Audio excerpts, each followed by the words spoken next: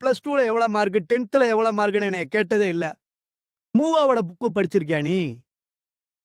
பக்ரிசாமியோட book படிச்சிருக்கியா? Sujatha படிச்சிருக்கியா? அவர் வரும்போதே ஒரு 5, 6 புத்தகத்தோட தான் வருவாரு.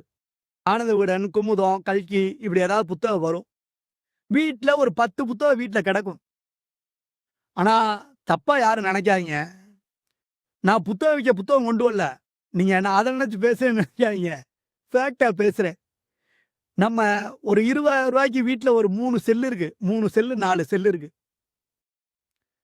அதுக்கு டெம்பர் கிளாஸ் ஒட்டுறோம். ஹெட்போன் வாங்குறோம்.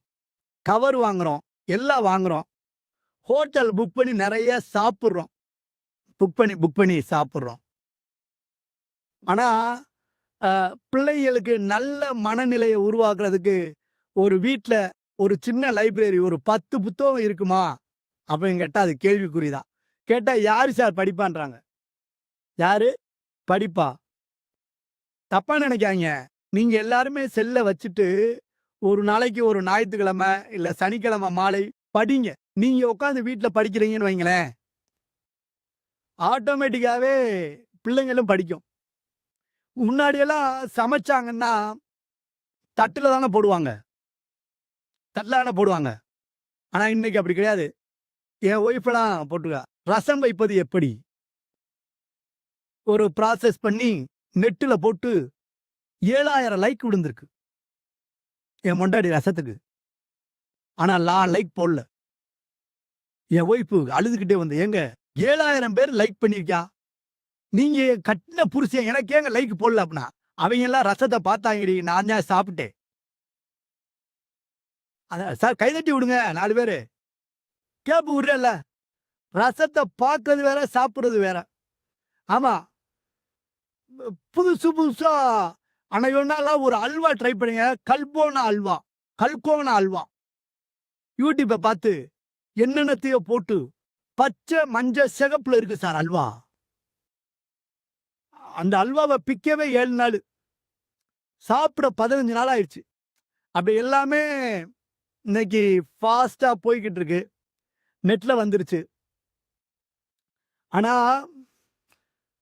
நம்ம பிள்ளைகளுக்கு ஏன் இத சொல்றேன்னா, சார் உலகத்துல பேசக்கூடிய மொழி மொத்தம் 5,556 மொழி சார். 5,556 மொழி. அதுல எழுத்து இருக்க மொழி 126. எழுத்தோட இந்தியாவுல பேசக்கூடிய எழுத்தோட இருக்கக்கூடிய மொழி 126 மொழி. இந்த உலகத்தையே ஆண்ட அலெக்சாண்டர் பேசிய கிரேக்க மொழி இன்னைக்கு உலகத்துல இல்ல. ஆசைதான் அழிவுக்கு காரணம் அப்படின்னு சொன்ன புத்தர் பேசிய பாலி மொழி உலகத்துல இல்ல. ஒரு கன்னத்தில் அறைந்தால் மறு கன்னத்தை காட்டு அப்படின்னு இயேசு பேசின கீப்ரு மொழி உலகத்துல இல்ல. ஆனால் தமிழ் மொழி மட்டும் இன்றைக்கும் வாழ்ந்து கொண்டு இருக்குன்னா அதற்கு காரணம் நம்மளுடைய எழுத்து. கீழடிக்கு போய் பார்த்தீங்கன்னா தெரியும். மண்பானையில எழுதி வச்சிருக்கான், தட்டை எழுதி வச்சிருக்கான், தோல்ல எழுதி வச்சிருக்கான். ஆனா இன்னைக்கு எழுத்தே இல்லாம போச்சுச்சா. எல்லாமே வாட்ஸ்அப் தான். எல்லாமே வாட்ஸ்அப் தான். முன்னாலாம் இந்த செல்போன் வர்றதுக்கு முன்னாடி ஒரு 45, 50 வயசு உள்ளவங்ககிட்ட கேட்டா தெரியும். ஒரே கம்யூனிகேஷன். நான் பேசி முடிச்சிட்டீங்களானே? ஒரே கம்யூனிகேஷன் லெட்ரு தான். இன்லேண்ட் லெட்ரு பார்த்துருக்கீங்களா? Inland letter. நம்ம அக்கா, நம்ம சித்தி, நம்ம பெரியம்மா ஃபாரின்ல இருக்கவங்கலாம் கூட எழுதுவாங்க.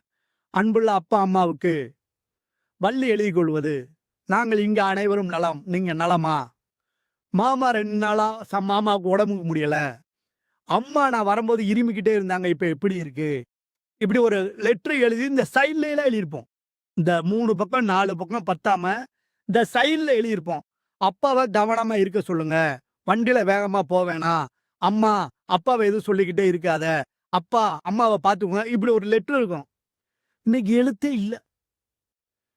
பத்திரிக்கை கூட எழுதி தரதில்ல. வாட்ஸ்அப்ல ஒரு போட்டோ எடுக்கிறோம். குரூப்ல ஃபார்வர்ட் பண்ணி விட்டுருவோம். அதை எழுதி விட்டுருக்காங்க இன்விடேஷன்ல. இந்த பத்திரிகையை நேரில் வந்து கொடுத்தது மாதிரியே நீங்கள் நினைத்துக் கொள்ளுவோம்னு. நான்லாம் அப்படி எழுதி விட்டா 3 500 நோட்டை போட்டோ எடுத்து இதவே செய்வரவாக வைத்துக் கொள்ளணும்னு அனுப்பி விட்டுருவேன் வாட்ஸ்அப்லே. உண்மைதானே சார்? அப்படித்தான் இப்ப நம்ம வாழ்க்கை முறை மாறிடுச்சு.